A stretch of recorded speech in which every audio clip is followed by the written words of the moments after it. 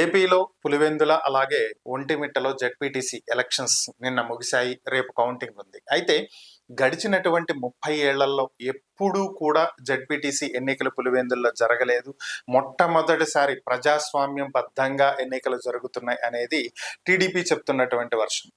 So ప్రజాస్వామ్యం సంఖ్యలు తెంచాము అనేది టీడీపీ చెప్తుంది. మరొక పక్క వైఎస్ఆర్ కాంగ్రెస్ పార్టీ ఏమో ఇక్కడ టీడీపీ అరాచకాలు చేస్తుంది, అన్యాయాలు చేస్తుంది, ఓవరాల్ గా ప్రజలను భయభ్రాంతులకు గురి చేస్తుంది, ఓట్లు వేయనివ్వట్లేదు, రిగ్గింగ్ చేస్తుంది, దొంగ ఓట్లు వేస్తుంది అని చెప్పి వైఎస్ఆర్ కాంగ్రెస్ పార్టీ చెప్తుంది. అయితే ఓవరాల్ గా వైఎస్ఆర్ కాంగ్రెస్ పార్టీ హైకోర్టుకు వెళ్ళబోతుంది. మరలా రీఎలక్షన్ జరిపించాలి, రీపోలింగ్ జరిపించాలి అనేది కోరుతుంది. అసలు పులివెందుల్లో ఏం జరుగుతుంది ఏంటి, 30 ఏళ్ల నుంచి అసలు ఎన్నికలు ఎందుకు జరగలేదు, ఈ విషయాలే ఇప్పుడు మనం చూద్దాం. యాక్చువల్గా గడిచినటువంటి 30 సంవత్సరాల్లో ఎన్నికలు అయితే జరగలేదు, ఇది వాస్తవం. పులివెందుల్లో జెడ్పీటీసీ ఎన్నికలు గడిచినటువంటి 30 ఏళ్లలో జరగల. కానీ ఇది ఎందుకు జరగలేదు అంటే ఇక్కడేమి అపోజిషన్ ని భయభ్రాంతులకు గురి చేసో, అపోజిషన్ లీడర్స్ ని కట్టేసో, కొట్టేసో, లేదంటే ఇంకేదో చేసో ఎలక్షన్స్ ఆపలా.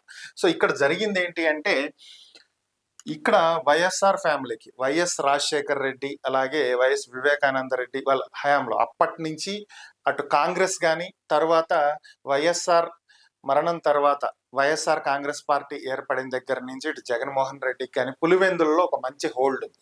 వాళ్ళ ఫ్యామిలీకి ఉన్నటువంటి హోల్డ్ వల్ల అక్కడ రాజకీయంగా మోస్ట్ ఆఫ్ ద పీపుల్ అటు కాంగ్రెస్ కి ఇటు వైఎస్ఆర్ కాంగ్రెస్ పార్టీకే ఓట్లు వేసేవాళ్ళు.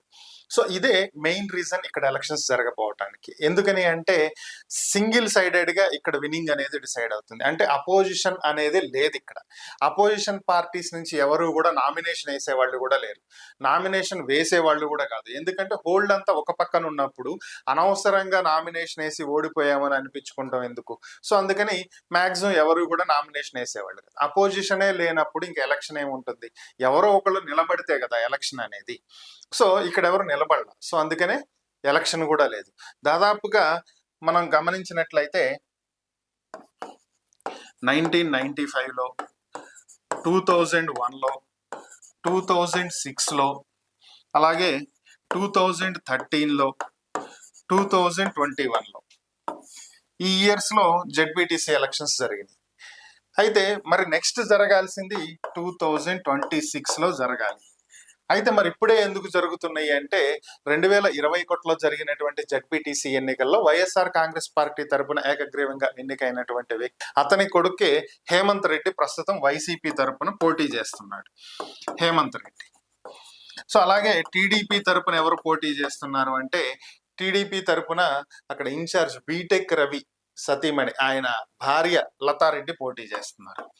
సో ఇప్పుడు ఈ జెడ్పీటీసీ ఎలక్షన్స్ కి ఇంత హైప్ అసలు ఎందుకు వచ్చింది, ఎందుకు దీన్ని ఒక పెద్ద స్టేట్ ఎలక్షన్స్ లాగా తయారు చేశారు అంటే సింపుల్ రీజన్స్. దీన్ని పెద్దగా ఆలోచించాల్సిన అవసరం ఏం లేదు.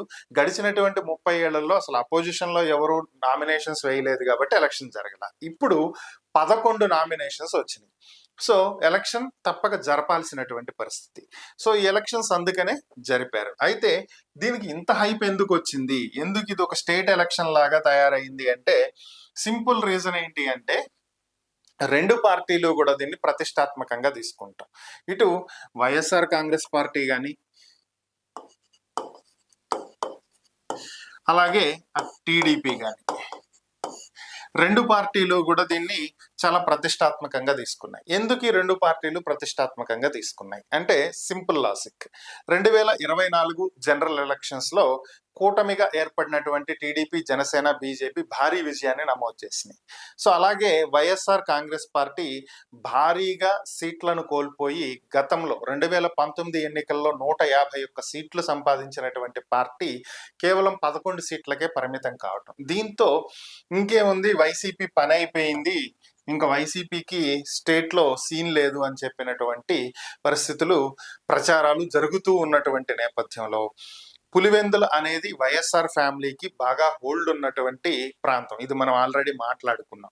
సో జగన్మోహన్ రెడ్డి సొంత నియోజకవర్గం, వైఎస్ఆర్ కాంగ్రెస్ పార్టీ అధినేత జగన్మోహన్ రెడ్డి సొంత నియోజకవర్గంలో టీడీపీ క్యాండిడేట్ గెలిచారు అనేటువంటి మెసేజ్ గనక ఏపీ మొత్తం టీడీపీ తీసుకువెళ్ళగలిగితే, సో వైఎస్ఆర్ కాంగ్రెస్ పార్టీ అనేది పూర్తిగా దీని పని అయిపోయింది అని చెప్పుకోవటానికి పాసిబిలిటీ ఉంటుంది. అంటే గతంలో ఎలాగైతే వైఎస్ఆర్ కాంగ్రెస్ పార్టీ కుప్పం నియోజకవర్గం, ఇంకేముంది, చంద్రబాబు సొంత నియోజకవర్గంలోనే ఓడిపోతున్నాడు, ఎంపీటీసీలు గెలుచుకోలేకపోయారు, అలానే పంచాయతీ ఎలక్షన్స్ గెలుచుకోలేకపోయారు, ఇలా కుప్పం నియోజకవర్గంలో ఎలా అయితే అప్పట్లో చేశారు, కుప్పంలో చంద్రబాబు ఓడిపోబోతున్నాడు అనేది ఎలా అయితే క్రియేట్ చేశారో, సేమ్ అదే ఇప్పుడు టీడీపీ ప్యాటర్న్ ఫాలో చేస్తుంది. సేమ్ అలానే వైసీపీకి హోల్డ్ అయిపోయింది, జగన్ హోల్డ్ లేదు, పులివెందుల్లో వైసీపీ పని అయిపోయింది అని చెప్పాలనుకున్నదే టీడీపీ లక్ష్యం. ఇక్కడ ఇంకొక విషయం ఏంటంటే, వైఎస్ఆర్ కాంగ్రెస్ పార్టీ దీన్ని ఎందుకు సీరియస్ గా తీసుకుంటుంది అంటే, సొంత నియోజకవర్గంలోనే ఓడిపోతే ఇంకేముంది, పూర్తిగా వీళ్ళ హోల్డ్ పోయింది, సొంత నియోజకవర్గంలోనే జగన్ గెలిపించుకోలేకపోయాడు అని చెప్పి మాట్లాడుకునే పరిస్థితి వస్తుంది. సో అది రాకుండా చూసుకోవాలి అనేది వైసీపీ పట్టుదల. ఇక రెండో విషయం ఏంటంటే, టీడీపీ ఇంకొకటి ఏం ఆలోచిస్తుందంటే, జనరల్ ఎలక్షన్స్ కంప్లీట్ అయి 1 year దాటింది అంతే. ఇంత తక్కువ టైంలో వచ్చినటువంటి ఈ బై ఎలక్షన్స్ లో ఖచ్చితంగా ఇప్పుడు టీడీపీ క్యాండిడేట్ గనక ఓడిపోతే, వచ్చినటువంటి 1 year లోనే కూటమి ప్రభుత్వం వ్యతిరేకతను మూట కట్టుకుంది, ప్రజలు వ్యతిరేకించారు, తిరస్కరించారు, అందుకనే జడ్పీటీసీ ఎన్నికల్లో ఓటెయ్యలేదని చెప్పి వైసీపీ ప్రచారం చేస్తుంది. సో అల్టిమేట్ గా కూటమికి నెగిటివిటీ క్రియేట్ అవుతుంది. సో అది ఆ అవకాశం వైసీపీకి ఇవ్వకూడదు, ఆ నెగిటివిటీని తెచ్చుకోకూడదు. సో కాబట్టి ఇది ఖచ్చితంగా గెలిచి తీరాలి. అధికారంలో ఉండి కూడా గెలిపించుకోలేకపోయాము అంటే ఎలాగూ అనేది టీడీపీ పట్టుదల. అంటే ఇక్కడ ఏంటి, నంద్యాల తరహాలో గతంలో 2019కి ముందు జరిగినటువంటి నంద్యాల బై ఎలక్షన్స్ లో ఎలా అయితే టీడీపీ ఖచ్చితంగా గెలిచి తీరాలి అని చెప్పి తమకు ఉన్నటువంటి అన్ని మార్గాలను ఎలాగైతే ఉపయోగించుకుందో, అదే విధంగా ఇప్పుడు కూడా అప్పుడు సందుకు ఎమ్మెల్యేలను తీసుకొచ్చి అక్కడ ఇన్ఛార్జీలుగా వేసేసి నంద్యాలలో ప్రతి పోలింగ్ బూత్ కి ఒక ఎమ్మెల్యే లెక్కన పనిచేసినటువంటి దాఖలాలు మీకు గుర్తుంటే అర్థమవుతుంది క్లియర్ గా. సో గతంలో వైఎస్ఆర్ కాంగ్రెస్ పార్టీ కుప్పం నియోజకవర్గంలో ఏ విధంగా వ్యవహరించిందో ఇప్పుడు పులివెందుల్లో టీడీపీ కూడా అలాగే వ్యవహరిస్తుంది అనేది కొంతవరకు అర్థమవుతున్నటువంటి అంశం. అలానే ఈ రెండు పార్టీలకి కూడా ఇది ప్రతిష్టాత్మకం. ఎందుకంటే వీళ్ళు ఖచ్చితంగా తమ హోల్డ్ ఉంది అని చూపించుకోవాలి, వీళ్ళు మా మీద వ్యతిరేకత లేదు అని చూపించుకోవాలి. ఈ రెండు కారణాలే మెయిన్ గా ఒక జడ్పీటీసీ ఎలక్షన్స్, అది కూడా చాలా చిన్న ఎలక్షన్ సింపుల్ గా చెప్పాలి అంటే. అంతేకాకుండా ఇదేమన్నా ఇంకో 4 ఏళ్ళు 5 ఏళ్ళు ఏమన్నా ఉందా అంటే 2026లో మళ్ళీ ఎన్నికలు జరుగుతాయి, అంటే ఇంకొక 1 year ఉంది. ఈ 1 year కోసమే ఇంత ప్రతిష్టాత్మకంగా కొట్టుకుంటున్నటువంటి పరిస్థితి. మరి అక్కడ సిచ్యువేషన్స్ ఎలా ఉన్నాయి అనేది కనుక ఒకసారి మనం గమనించినట్లయితే, ఇది YSR Congress party version. So వీళ్ళు చెప్తున్నది ఏంటంటే, ఇది కొద్దిసేపటి క్రితమే ఇది ప్రస్తుతం వైఎస్ఆర్ కాంగ్రెస్ పార్టీ అధినేత జగన్మోహన్ రెడ్డి ప్రెస్ మీట్ పెట్టారు. ఆ ప్రెస్ మీట్ లో ఆయన రిలీజ్ చేసినటువంటి పిక్చర్ ఇది. సో ఇక్కడ వాళ్ళు చెప్తున్నటువంటి అంశం ఏంటి అంటే, ఈ వ్యక్తి ఇక్కడ సందీప్ కుమార్ అని చెప్పి కనిపిస్తుంది కదా, జమ్మలమడుగు నియోజకవర్గానికి చెందినటువంటి వ్యక్తి. ఇతను వచ్చి పులివెందుల నియోజకవర్గంలో ఓటు వేశాడు, అది కూడా కలెక్టర్ ఉండగా. సో వీళ్ళు చెప్తున్నది ఏంటంటే, ఇక్కడ ఉన్నటువంటి వ్యక్తి కలెక్టర్, వీళ్ళు దొంగ ఓట్లు వేసినటువంటి వ్యక్తులు. సో కలెక్టర్ ఉండగానే వాళ్ళు దొంగ ఓట్లు వేశారు. సో ఇది ఇక్కడ జరుగుతున్నటువంటి పరిస్థితి, దీన్ని అర్థం చేసుకోండి అని చెప్పి ప్రజలకు తెలియజేసేటువంటి ప్రయత్నం చేస్తున్నారు. సో ఇక్కడ పోలింగ్ ప్రశాంతంగా జరగలేదు, ఏదైతే టీడీపీ చెప్తుందో అదంతా అబద్ధం అనేది వీళ్ళు చెప్తున్న వర్షన్. సో ఇక్కడ ఒక వీడియో కూడా చూద్దాం, వాళ్ళ అఫీషియల్ ట్విట్టర్ హ్యాండిల్. అచ్చివిల్లి విలేజ్ లో ఇంతవరకు జరిగిన చరిత్ర కూడా లేదు సార్ ఈ విధంగా. ఇది ఫస్ట్ సారి లేనిపోని కలతలు పెట్టి కొత్త జనం ఊరు నుంచి దాదాపు 400 జనాన్ని తెచ్చి ఇక్కడ నిలబెట్టి ఓటర్స్ భయాందోళనకు గురి చేసి ఈ స్లిప్పులు గుంజుకొని ఏజెంట్ పారాలు గుంజుకొని దీనికి పంపిస్తున్నారు. అసలు ఎంటర్ కాలేయడం ఏమంటే ఏం ముందు ఏం చేస్తాము, ఈడ్చుకుపోయే పరిస్థితి కూడా ఉంది. దయచేసి ఎన్నికల కమిషనర్ గారికి, ఈసీ గారికి మేము విజ్ఞప్తి చెప్పుకోవడం ఏమనగా, మాకు మొత్తం ఇప్పుడు ఎన్ని పంచాయతీలు జరిగినాయో అన్ని పంచాయతీలు కూడా రీపోలింగ్ జరపాలని మేము మా మనస్ఫూర్తిగా మేము కోరుచు. ఈ రోజు జరిగే పోలింగ్ కు 3వ బూత్ ఒక్కటి పెట్టినారు. దాని వల్ల మాకు ఉపయోగం ఏముంది, అందుకు మేము బాయ్కాట్ చేసి మేము ఓటర్స్ ఎక్కడ కానీ బేరు కూడా బేరు పోవడం లేదు. మేము పోము కూడా. మొత్తం పంచాయతీ అంతా జరగాల, ఎన్ని పంచాయతీలు జరిగా అన్ని జరగాల రీపోలింగ్. అది మా మనవి. మేము అచ్చివేలి నుంచి మాట్లాడుతున్నాము. బూత్ నెంబర్ 3వ బూత్. నిన్న ఎలక్షన్ లో ఎక్కడ జరపని లేదు కాబట్టి అన్ని పంచాయతీలు జరపాలి. ఓన్లీ మా బూత్ నెంబర్ మాత్రమే జరపడం వల్ల ఏమీ లాభం లేదు. జరిగే నష్టం ఎలాగూ జరిగింది. ఇది నడిపిస్తే ఎంత, నడపకపోతే ఎంత. అన్ని పంచాయతీలు నడిపించే విధంగా ఉంటే ఈ బూత్ నెంబర్ కూడా నడిపియాలి అట్లనే అని మేము కోరుకుంటున్నాం సార్. టీడీపీ వర్షన్ కూడా విందాం. తెలుగుదేశం పక్కన ఓటు వెళ్ళిపోతాను పోతాంటే వైఎస్ఆర్ వచ్చి కారు కొనుక్కొని అన్యాయం చేసిపోతాం.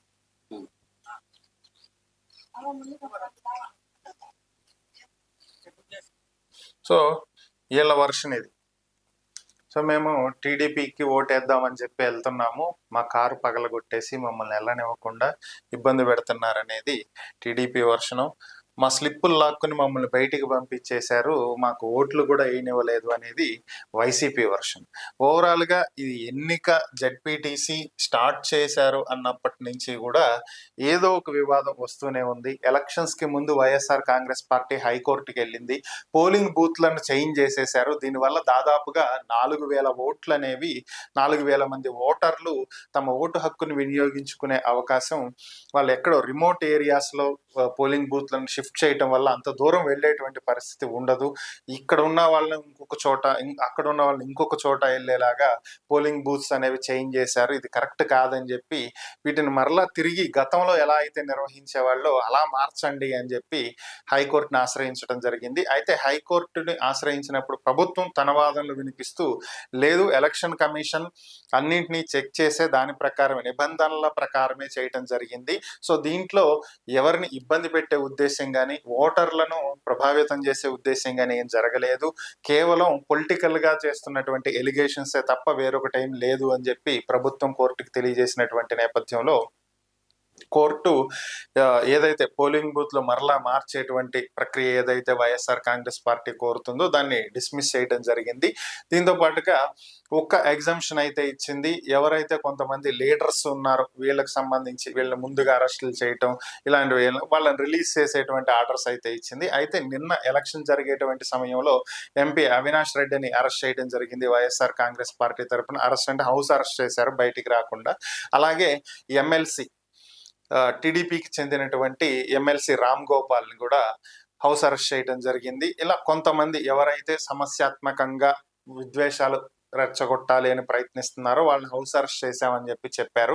కానీ అక్కడ ఉన్నటువంటి లోకల్ ప్రజలు చెప్తున్నది ఏంటి అంటే, రెండు పార్టీల తరపున కూడా, అటు వైఎస్ఆర్ కాంగ్రెస్ పార్టీ వాళ్ళు టీడీపీ పార్టీ తరపున, ఇటు టీడీపీ పార్టీ వాళ్ళు వైఎస్ఆర్ కాంగ్రెస్ పార్టీ తరపున ఉన్నటువంటి సానుభూతి పరులు బయటకు వచ్చి ఓట్లు వేసేటువంటి అవకాశం లేకుండా ఇళ్ల దగ్గర కాపలాలు కాశారని, బలవంతంగా ఎవరైనా రాబోతుంటే వెహికల్స్ ని ఆపటం, కొట్టడం ఇలాంటివి చేశారని, ఇది రెండు పార్టీల తరపున కూడా జరిగింది అనేది కొంతమంది చెప్తున్నటువంటి అంశం. ఈ సోషల్ మీడియాలో చాలా వరకు దీని మీద ప్రాపగాండా అయితే నడుస్తుంది. ఓవరాల్ గా ఈ రోజు అయితే ఎలక్షన్ కమిషన్ 2 ప్రాంతాల్లో బై ఎలక్షన్ జరపాలని చెప్పి నిర్ణయించింది. Polling booth number 3, 14. అయితే వైఎస్ఆర్ కాంగ్రెస్ పార్టీ దీన్ని బాయ్కాట్ చేయడం జరిగింది. మొత్తం ఎలక్షన్స్ మళ్ళీ జరగాలి, కేవలం 2 బూతులు మాత్రమే ఎలక్షన్స్ పెడితే ఎలాగూ, మేము ఓట్ అయ్యమంటూ ఇప్పుడు మీరు విన్నటువంటి వీడియోస్ లో కూడా అవే ఉన్నాయి. సో ఇది వాళ్ళు చెప్తున్నటువంటి వర్షన్. ఇక టీడీపీ అయితే ఓడిపోతామనే భయంతో వాళ్లే ఎన్నికలు అడగటం ఏంటి, వాళ్లే బహిష్కరించడం ఏంటి అని చెప్పి టీడీపీ వర్షన్ వాళ్ళు చెప్తున్నారు. ఓవరాల్ గా జెడ్పీటీసీ ఎన్నికలకు కూడా జనరల్ ఎలక్షన్ అంత హైప్ తీసుకొచ్చినటువంటి పరిస్థితి మాత్రం ఏపీలోనే కనిపిస్తుంది. మరి ఈ ఎలక్షన్స్ నెక్స్ట్ ఏం జరుగుతుంది ఏంటి అనేది అయితే మనం కూడా చూడాలి. దీని మీద మీ అభిప్రాయం ఏంటో కామెంట్ రూపంలో తెలియచేయండి.